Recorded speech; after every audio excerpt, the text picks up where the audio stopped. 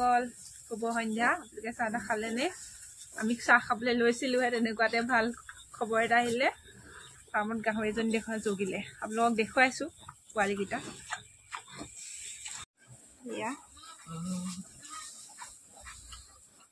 কাপোৰ এইখিনি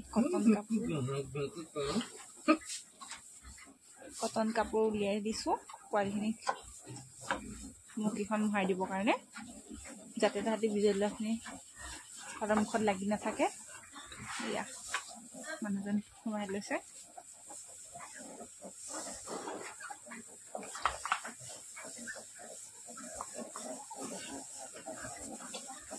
এয়া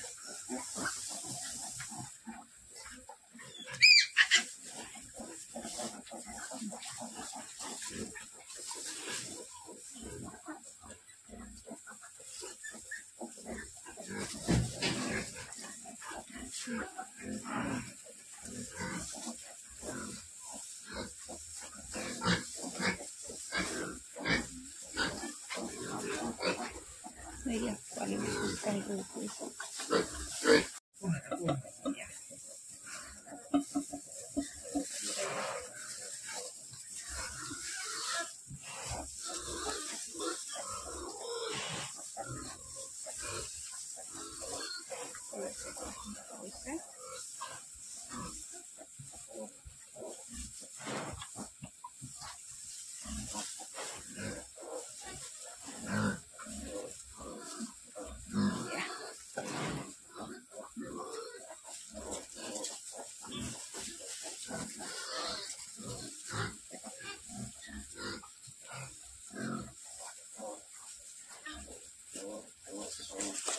বুলে পাইছে এজনী গাহৰিজনী বৰ্তমান 7টা পোৱালি দিলে এতিয়ালৈকে এয়া মানুহজন লাগি আছে মই বাহিৰ ফালৰ পৰা যিখিনি কাপোৰ কানি লাগে সেইখিনি যোগান ধৰি আছো আৰু এয়া এইকেইটা পোৱালি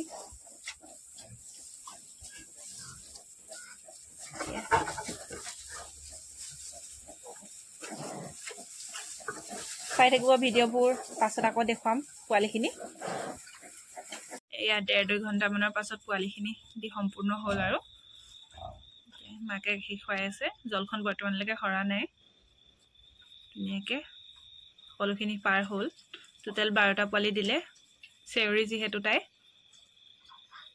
বিশেষ আমনি কৰা নাই বাৰু দেখিছে ধুনীয়াকৈ পাতি দি আছে গাখীৰ খাবলৈ পোৱালিখিনি দিয়াৰ সময়ত যেটো আমি সাৱধানতা ল'ব লাগে সেইখিনি আচলতে মোক দেখুৱাবলৈ নহলে যেটো হেতু মই লৰালৰি হয় কেমেৰা ধৰিবলৈ কোনো নাছিলে সেইবাবে মানুহজনক কৈছো কেনেকৈ সাৱধানতাখিনি কৰিলে সেইখিনি কৈ দিবৰ বাবে কৈ দিয়াচোন তুমি কি কৰিলা এতিয়া মানে কি হয় আমাৰ কিছুমান গাহৰি পালকে নাজানে এনেকুৱা আপোনাৰ গ্লভছ ল'ব লাগে যেহেতু আমাৰ হাতত বীজাণু লাগি থাকিব পাৰে আৰু ধুনীয়াকৈ যেতিয়া পোৱালিটো ওলাই তেতিয়া লগালগ আপোনাৰ এনেকুৱা আপোনাৰ কটন কাপোৰ জাতীয় কাপোৰে মুখখন মোহাৰি দিব লাগে মাকৰ পেটৰ পৰা ওলাই আহোঁতে বহুত বিজলুৱা পদাৰ্থ লাগি আহে সেইখিনি মোহাৰি দিব লাগে যাতে ভালদৰে উশাহ নিশাহ ল'ব পাৰে তাৰপিছত আপোনাৰ গাত যেনেকৈ এতিয়া গৰুৰ এতিয়া যেনেকৈ ওলাই পোৱালি ওলাওঁতে বিজল আহে মাকে চেলেকি অঁতাই দিয়ে কিন্তু গাহৰি ক্ষেত্ৰত সেইটো নহয় মাকে চেলেকিব নোৱাৰে যিহেতু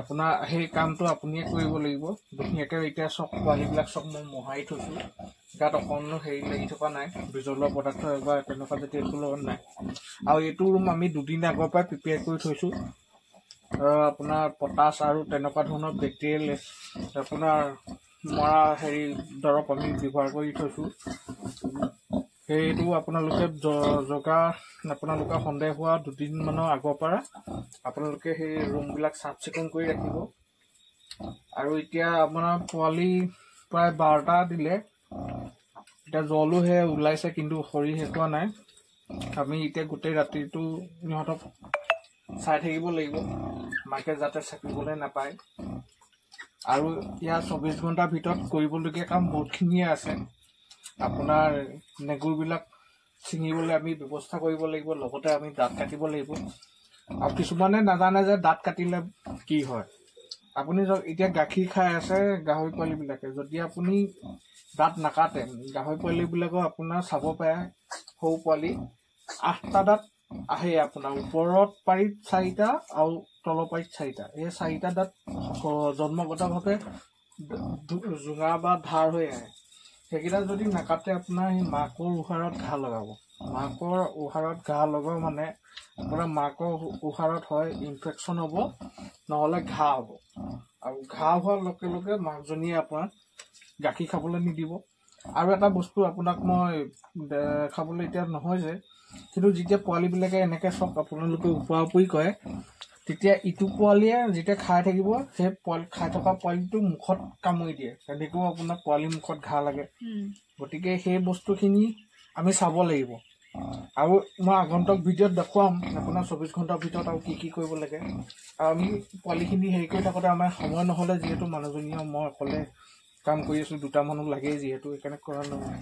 কিন্তু নজনা নতুন ফাৰ্মাৰখিনিক মই এই কথাখিনি বোলো কৈ দিওঁ ভিডিঅ'টোৰ জৰিয়তে। বন্ধুসকল, ইয়াতে মই এটা কথা কওঁ, এইখন যে দেখিছে, এইখন আপোনাৰ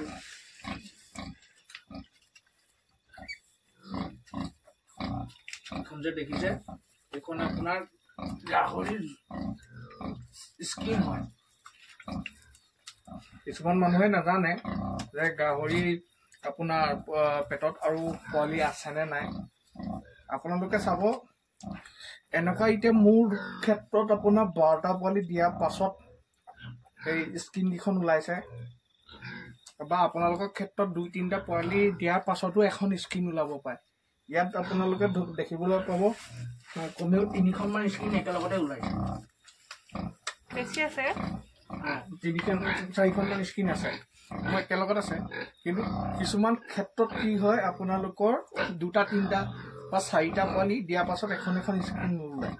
তাত আপোনালোকে ভয় নাখাব, যেতিয়ালৈকে আপোনাৰ প্ৰপাৰ জলখন ওলায় তেতিয়ালৈকে আপুনি ক'ব নোৱাৰে যে পোৱালি পেটত আছেনে নাই।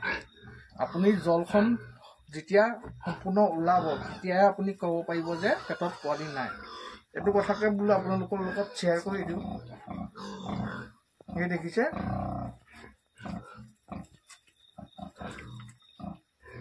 আৰু এইখন এতিয়া মই চাইড কৰি দিওঁ। এয়া দেখিবলৈ পাইছে, ছালখন ওলোৱা 1 ঘণ্টামানৰ পাছত আকৌ জলখন এয়া এতিয়া সৰিছে। দেখুৱাই দিয়া এইফালে অকণমান ইফালে জিলিৰ কাৰণে। এইখন আপোনাৰ জল। ইয়াৰ আগতে আপোনাৰ যিখন ওলাইছিলে সেইখন আপোনাৰ স্কিন। মই যিহেতু আগতে কৈছোঁ, গাহৰিৰ ভিতৰত পোৱালিবিলাক মানে এক্সট্ৰা ৰুম হিচাপত, চেম্বাৰ হিচাপত থাকে। সেইকাৰণে আপোনালোকে এইটো ভুল নকৰিব। কিছুমানে মানে যে ছালখনকে জল বুলি ভাবে, গতিকে সেইটো ভুল নকৰিব। পোৱালি 1-2টা হোৱাৰ পাছতো কেতিয়াবা ছালখন ওলায়। আমাৰ ক্ষেত্ৰত এতিয়া একেলগত ওলালে। এইখন জল আপোনালোকক ভালকে দেখুৱাই দিছোঁ, আপোনালোকে ধৰিব পাৰিব।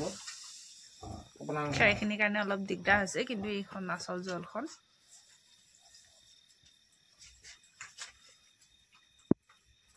এইখন আচল জলখন। এয়া এতিয়া ধুনীয়াকৈ মাক পোৱালিখিনিয়ে খাই আছে, মাক ধুনীয়াকৈ শুই আছে। আজিলৈ ভিডিঅ'টো ইমানতে সামৰিছোঁ। আপোনালোকক পিছৰ যিখিনি 24 ঘণ্টাত কৰিবলগীয়া কামখিনি আপোনালোকৰ নেক্সট ভিডিঅ'টোত আপোনালোকক জনাবলৈ চেষ্টা কৰিম আমি। আজি ভিডিঅ'টো কেনেকুৱা পাই জনাব। লগতে যদি ভিডিঅ'টো চাই ভাল পায়, মোৰ ইউটিউব চেনেলটো ছাবস্ক্ৰাইব কৰি থ'ব, লগতে ফেচবুক পেজটো ফ'ল' কৰি দিব। Bye bye.